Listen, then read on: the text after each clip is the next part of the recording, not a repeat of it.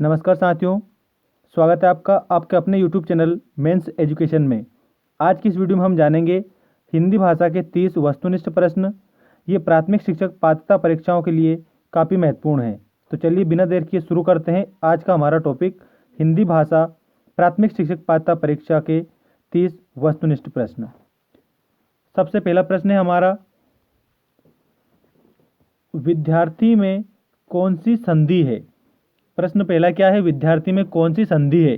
आपके ऑप्शन है दीर्घ संधि, वृद्धि संधि, गुण संधि या यण संधि। तो इसका करेक्ट आंसर होगा विद्यार्थी में दीर्घ संधि है। इसके बाद में अगला क्वेश्चन, कानन का पर्यायवाची शब्द है। कानन का पर्यायवाची शब्द कौन सा है, यह आपको इसमें बताना है। आपके ऑप्शन है पुष्प, विहिप, वन या उपर्युक्त में से कोई नहीं। तो इसका करेक्ट आंसर क्या होगा। इसका करेक्ट आंसर होगा ऑप्शन नंबर सी, वन। कानन का पर्यायवाची क्या है, वन। इसके बाद में अगला क्वेश्चन, वाक्य विग्रह का अर्थ है। वाक्य विग्रह का क्या अर्थ है, यह आपको इसमें बताना है। शब्दों को जोड़ना, वाक्य रचना करना, वाक्य खंडों को अलग अलग करके उनका संबंध बताना या फिर संधि और समास बताना। वाक्य विग्रह का अर्थ क्या है, तो इसका जो करेक्ट आंसर है वो होगा ऑप्शन नंबर सी, वाक्य खंडों को अलग अलग करके उनका संबंध बताना वाक्य विग्रह कहलाता है। इसके बाद में अगला क्वेश्चन, बिनु पग चले सुने बिनु काना, कर बिनु कर्म करे विधि नाना। इन पंक्तियों में प्रयुक्त अलंकार है। इन पंक्तियों में कौन सा अलंकार है, पंक्तियां आप ध्यानपूर्वक सुने। बिनु पग चले सुनेऊ बिनु काना, कर बिनु कर्म करे विधि नाना। इस पंक्तियों में अलंकार बताना है। आपके ऑप्शन है विभावना अलंकार, विशेषोक्ति अलंकार, असंगति अलंकार या दृष्टांत अलंकार।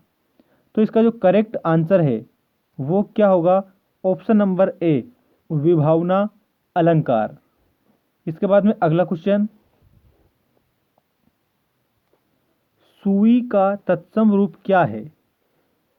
सुई का तत्सम रूप बताना है। ऑप्शन है सुज्जा, सूची, सलाई या सूची। तो इसका जो करेक्ट आंसर होगा वो होगा ऑप्शन नंबर बी, सूची। सुई का तत्सम रूप है। इसके बाद में अगला क्वेश्चन, परिसीमन का विलोम है। परिसीमन का विलोम क्या है। आपके ऑप्शन है ससीम, निर्सीमन, असीमन या ससीमन। तो इसका जो करेक्ट आंसर है वो होगा ऑप्शन नंबर सी, असीमन परिसीमन का विलोम है। इसके बाद में अगला क्वेश्चन, घूसर शब्द का पर्याय है। प्रश्न क्या है, घूसर शब्द का पर्याय है। फ्रेंड्स, यदि आपने चैनल की सदस्यता नहीं ली है तो चैनल को सब्सक्राइब करें। लाल बटन नीचे दे रखा है, वो बिल्कुल फ्री दे रखा है। प्रश्न क्या है, घूसर शब्द का पर्याय है अश्व, मेघ, गर्दभ या अजा। तो इसका जो करेक्ट आंसर होगा वो होगा ऑप्शन नंबर सी, गर्दभ घुसर शब्द का पर्यायवाची है। इसके बाद में अगला क्वेश्चन, धूर्तों अर्थात जीवों द्वारा होने वाला दुख वाक्य के लिए एक शब्द है। प्रश्न क्या है, धूर्तों अर्थात जीवों द्वारा होने वाला, इसके लिए एक शुद्ध शब्द बताना है। एक शब्द आदि देविक, आदि भौतिक, आदि देहिक या आत्मघाती। तो इसका जो करेक्ट आंसर होगा वो होगा ऑप्शन नंबर बी, आधि भौतिक। इसके बाद में अगला क्वेश्चन, प्रश्न क्या है, ऊंट की चोरी निहुरे निहुरे का अर्थ है। ऊंट की चोरी निहुरे निहुरे का अर्थ क्या है। जान जोखिम में डालना, बड़े काम छिपकर नहीं किए जा सकते, उद्दंड व्यक्ति की दुष्टता या किसी की वस्तु किसी दूसरे को देना। तो इसका जो करेक्ट आंसर है वो होगा ऑप्शन नंबर बी, बड़े काम छिपकर नहीं किए जा सकते। इसके बाद में अगला क्वेश्चन, पंकज में कौन सा समास है। पंकज में कौन सा समास है ये बताना है। द्वंद्व समास है, द्विगु समास है, कर्मधारय समास है या फिर बहुब्रीहि समास है। तो इसका जो करेक्ट आंसर होगा वो होगा ऑप्शन नंबर डी, पंकज में बहुब्रीहि समास है। इसके बाद में अगला क्वेश्चन, अयोगवाह कहा जाता है। अयोगवाह किसे कहा जाता है? महाप्राण को, अनुस्वार एवं विसर्ग को, संयुक्त व्यंजन को या फिर अल्प प्राण को। क्या आएगा इसका करेक्ट आंसर? इसका जो करेक्ट आंसर है वो होगा ऑप्शन नंबर बी, अनुस्वार एवं विसर्ग को अयोगवाह कहा जाता है। इसके बाद में अगला क्वेश्चन, एक और अजगर रही लखी एक और मगराए, विकल बटोही बीच ही परियो मूर्छा खाए। प्रश्न में क्या बताया, इसमें रस बताना है आपको। एक और अजगर लकी एक और मगराए, विकल बटोही बीच ही परियो मूर्छा खाए, इन पंक्तियों में कौन सा रस है? आपके ऑप्शन है रौद्र रस, वीर रस, भयानक रस या फिर करुण रस। तो इसका जो करेक्ट आंसर होगा ये होगा ऑप्शन नंबर सी, भयानक रस। इसका क्या आएगा? भयानक रस। इसके बाद में अगला क्वेश्चन, से विभक्ति। प्रश्न क्या है? से विभक्ति निम्न में से किस कारक के लिए प्रयुक्त होता है? आपको यह बताना है कि जो से विभक्ति है किस कारक में आती है। कर्ता, कर्म, संप्रदान या फिर करण। तो इसका जो करेक्ट आंसर है वो होगा ऑप्शन नंबर डी, करण कारक। करण कारक की विभक्ति है से। इसके बाद में अगला क्वेश्चन, उसने नहाकर भोजन किया। इस वाक्य में नहाकर निम्नलिखित में से किस क्रिया का उदाहरण है? नहाकर किस क्रिया का उदाहरण है ये आपको इसमें बताना है। संयुक्त क्रिया, प्रेरणार्थक क्रिया, द्विकर्मक क्रिया या पूर्वकालिक क्रिया। तो इसका जो करेक्ट आंसर है वो क्या होगा? ऑप्शन नंबर डी, पूर्वकालिक क्रिया। उसने नहाकर भोजन किया, तो इसमें नहाकर क्या है? पूर्वकालिक क्रिया है। इसके बाद में अगला क्वेश्चन, निम्नलिखित में वाचन शिक्षण की विधि नहीं है। वाचन शिक्षण की विधि कौन सी नहीं है वो बताना है। ध्वनि साम्य विधि, अनुध्वनि विधि, व्याख्या विधि या समवेत पाठ विधि। तो इसका जो करेक्ट आंसर है वो क्या होगा? Option number C. क्या आएगा इसमें? ऑप्शन नंबर सी, व्याख्या विधि। इसके बाद में अगला क्वेश्चन, निम्नलिखित में अभिवृत्त्यात्मक उद्देश्य है। निम्नलिखित में अभिवृत्त्यात्मक उद्देश्य कौन सा है ये आपको बताना है। आपके ऑप्शन है स्वानुभूत, विचारों व भावों को अभिव्यक्त करना, साहित्य का रसास्वादन करना या धैर्यपूर्वक सुनना या फिर भाषा और साहित्य में रुचि। प्रश्न ध्यान से देखें, अभिवृत्त्यात्मक उद्देश्य है तो इसका जो करेक्ट आंसर होगा वो होगा ऑप्शन नंबर ए, स्वानुभूत, विचारों व भावों को अभिव्यक्त करना अभिवृत्त्यात्मक उद्देश्य है। इसके बाद में अगला क्वेश्चन, हिंदी साहित्य के इतिहास के संबंध में modern vernacular literature of Hindustan किसने लिखा है? हिंदी साहित्य के इतिहास के संबंध में modern vernacular literature of Hindustan किसने लिखा ये बताना है आपको। आपके ऑप्शन है George Abraham Grierson, Sumit Kumar Chatterjee, Garcin de Tassy या धीरेन्द्र वर्मा। इसका जो करेक्ट आंसर है वो होगा ऑप्शन नंबर ए, जॉर्ज अब्राहम ग्रियर्सन ने वर्नाक्यूलर लिटरेचर ऑफ हिंदुस्तान लिखा। इसके बाद में अगला क्वेश्चन,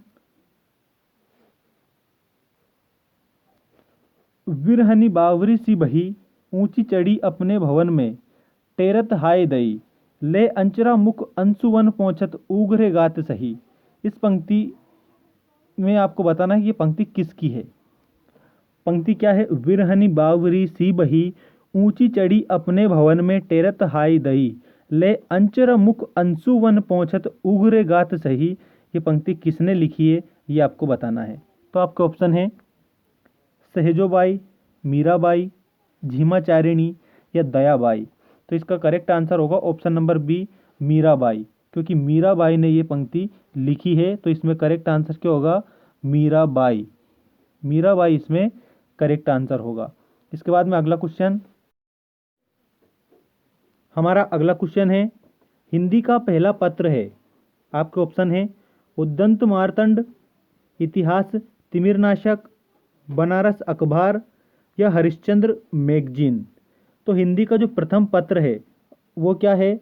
इसमें करेक्ट आंसर होगा option number a, Udant Martand Hindi का पहला पत्र है। इसके बाद में अगला क्वेश्चन, सूफी संतों की शैली है, सूफी संतों की शैली कौन सी है? आपके ऑप्शन है मरसिया, मसनवी, गजल या तर्जुमा। तो इसका करेक्ट आंसर क्या होगा? इसका करेक्ट आंसर होगा ऑप्शन नंबर बी, मसनवी सूफी संतों की शैली है। इसके बाद में हमारा नेक्स्ट क्वेश्चन, गुड़िया भीतर गुड़िया के रचनाकार कौन है? गुड़िया भीतर गुड़िया के रचनाकार का नाम बताना है। आपके ऑप्शन है कृष्णा सोबती, मैत्रेयी पुष्पा, प्रभा खेतान या उषा प्रियवंदा। तो इसका जो करेक्ट आंसर है वो होगा option number B, Maitreyi Pushpa Gudiya Bhitar गुड़िया के रचनाकार हैं। इसके बाद में अगला क्वेश्चन, सो अजान एक सुजान के रचनाकार का नाम है। सो अजान एक सुजान के रचनाकार का नाम है। आपके ऑप्शन है बद्रीनारायण चौधरी, बालकृष्ण भट्ट, बाल मुकुंद गुप्त या सरदार पूर्ण सिंह। तो इसका जो करेक्ट आंसर होगा वो होगा option number B, Balkrishna Bhatt.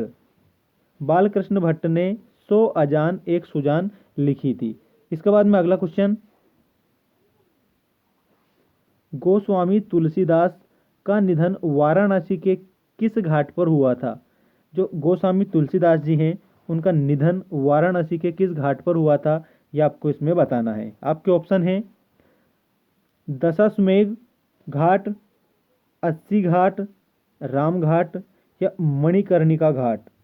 तो इसका जो करेक्ट आंसर है वो होगा ऑप्शन नंबर बी, अस्सी घाट।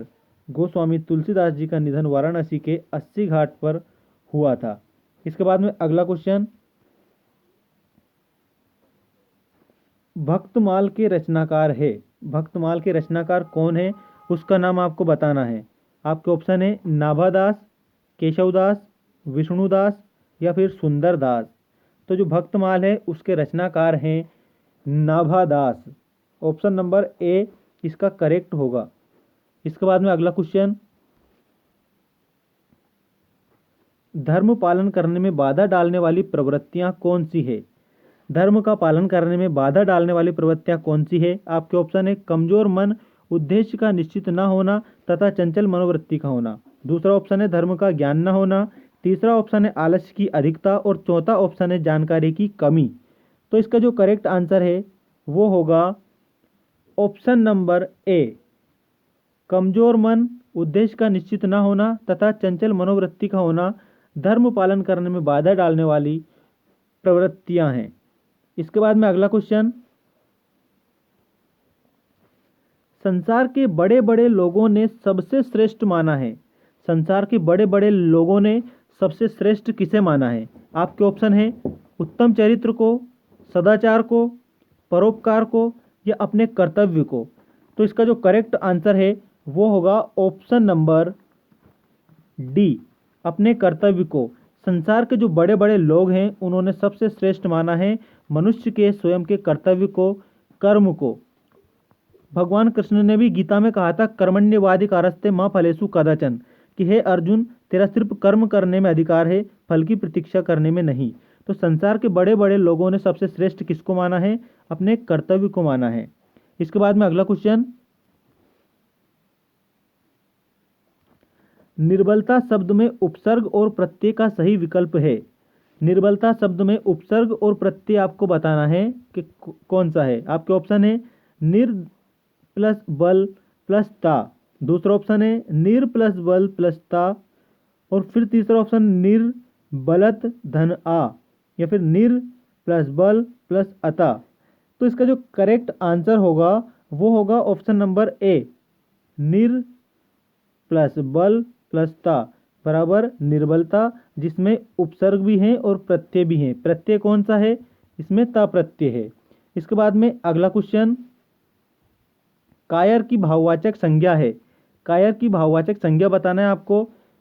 फ्रेंड्स, संज्ञा क्या होती है? किसी भी व्यक्ति, वस्तु, स्थान आदि के नाम को संज्ञा कहते हैं। संज्ञा मुख्य रूप से 3 प्रकार की होती है, व्यक्तिवाचक संज्ञा, जातिवाचक संज्ञा और भाववाचक संज्ञा। तो इस प्रश्न में पूछा क्या है, एक शब्द दिया है कायर, इसमें आपको भाववाचक संज्ञा बताना है। आपके ऑप्शन इस प्रकार हैं, अकायरता, कायरत्व, कायरपन या फिर कायरता। तो जो कायर है उसकी भाववाचक संज्ञा क्या होगी, ऑप्शन नंबर डी कायरता, कायर की भाववाचक संज्ञा है। इसके बाद में अगला क्वेश्चन, अपना मतलब निकालने वाला के लिए उचित शब्द क्या है। अपना मतलब निकालने वाला के लिए उचित शब्द क्या है, आपके ऑप्शन है स्वार्थी, स्वार्थपरता, स्वार्थपरक या फिर कुटिल। अपना मतलब निकालने वाला मतलब ही होता है, मतलब स्वार्थी। क्या आएगा उसमें, ऑप्शन नंबर ए करेक्ट होगा, अपना मतलब निकालने वाला स्वार्थी होता है। इसके बाद में अगला क्वेश्चन, कौन सा वाक्य शुद्ध है, इसमें शुद्ध वाक्य बताना है। पहला है, खेतों में लंबे लंबे घास उग आए, परशुराम के क्रोधाग्नि ने क्षत्रियों को जला दिया। या फिर तीसरा ऑप्शन है, गलियों को चौड़ा करना आवश्यक है। चौथा ऑप्शन है, वृक्षों पर कोयल कूक रही है। इसका जो करेक्ट आंसर होगा, मतलब शुद्ध वाक्य कौन सा होगा, तो आपको इसमें बताना है ऑप्शन नंबर सी, गलियों को चौड़ा करना आवश्यक है। ये क्या है, शुद्ध वाक्य है। फ्रेंड्स, ये था आज का हमारा टॉपिक, जिसमें हमने हिंदी के 30 ऑब्जेक्टिव टाइप क्वेश्चन आपको बताए, जो काफ़ी महत्वपूर्ण थे। मोस्ट इंपॉर्टेंट प्रश्नों को हमने इसमें शामिल किया था। अगले वीडियो में मिलते हैं। अगर आपने हमारे चैनल को सब्सक्राइब नहीं किया है तो चैनल को सब्सक्राइब करें। चैनल का नाम है मेंस एजुकेशन, और अपने दोस्तों के साथ शेयर करें। धन्यवाद। जय हिंद, जय भारत।